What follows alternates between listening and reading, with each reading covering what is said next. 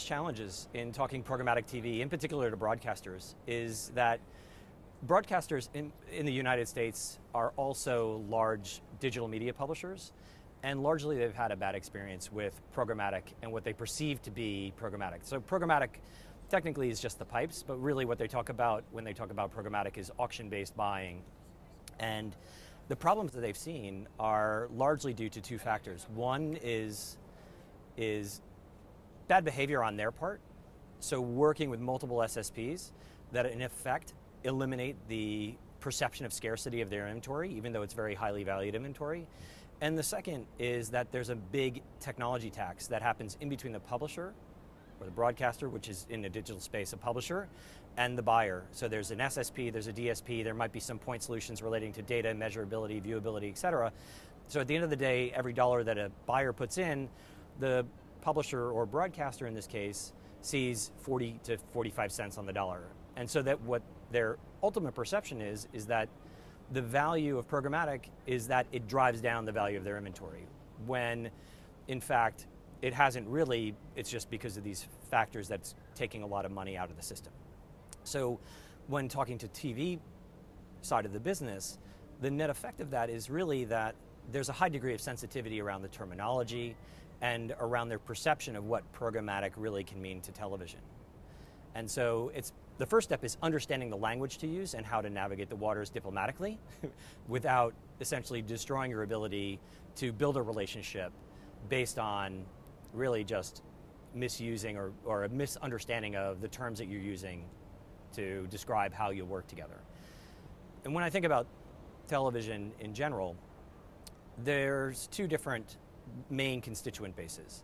You have the broadcasters and essentially the media owners, and then you have the delivery systems, the MVPDs, the cable companies, the satellite companies. And they have two different problem sets that we try to address. So on the MVPD side, they have a huge amount of inventory that's fragmented against, say, 400 channels where they get a little slice of inventory from each channel. Some of it is addressable, some of it may not be addressable. And what they attempt to do is figure out ways to aggregate that inventory into audiences that have meaning to advertisers, and then enable that inventory to be transacted through automated or programmatic channels. In the beginning, the conversations that we're having is with those companies of how do they drive incremental revenue, because they have large national ad sales teams that do a very good job. They have either internal or partnered local sales teams that do sales jobs against, say, local car dealer networks and pizza shops and things like that.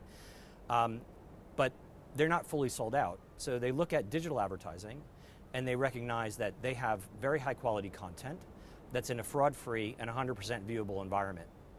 Those three things are very difficult to find at scale in digital. And so the approach that they've taken is to say, how can we package our inventory to look very similar to what a digital buyer would have? Now, obviously there's no interactivity, but there is targetability, there's high quality inventory as I described. So we've worked with a number of MVPDs to figure out how do we package that inventory up? How do we make it available through a system that the digital buyers will understand and be able to interface with and have enabled transactions?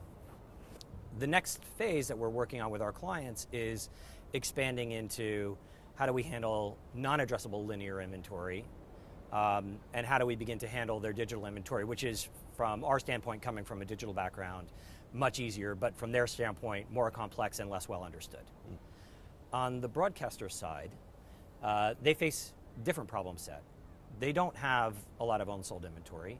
They're not trying to package it up to make it look like digital inventory, but the problem they face is more market-driven and sort of an existential threat to their business, which is that user behavior is driving interaction with that content into modes that are not necessarily sitting in a living room and watching a big screen TV. So there's time shifting through DVRs, there's on-demand through video on demand, there's full episode players, there's a number of different distribution points, apps on OTT devices. So all of these distribution points create a problem for the broadcaster where their business has been predicated on the $5 or $10 billion that they're getting through television sales based on Nielsen ratings and GRPs to large audiences, and they're seeing that to begin to erode. So those broadcasters now seem to fall into two camps. One is very forward-thinking, and the other is more tactical about the here and now. The forward-thinking broadcasters are looking at how can we do a better job of optimizing towards our advertiser KPIs, and in the case of television, it's largely how do we deliver audience density. So how can we do a better job of optimizing schedules to advertiser KPIs and make the advertisers happy, which will create stickiness and a better relationship with the advertiser. The advertiser will therefore spend more money with them and put them in a position that when they need to shift budget from TV to a VOD player or to a full episode player on an iPad, it's a much more seamless discussion. The other participants are more tactically oriented about, they see their dollars eroding today, and they're looking for ways to drive higher yield against their television schedule.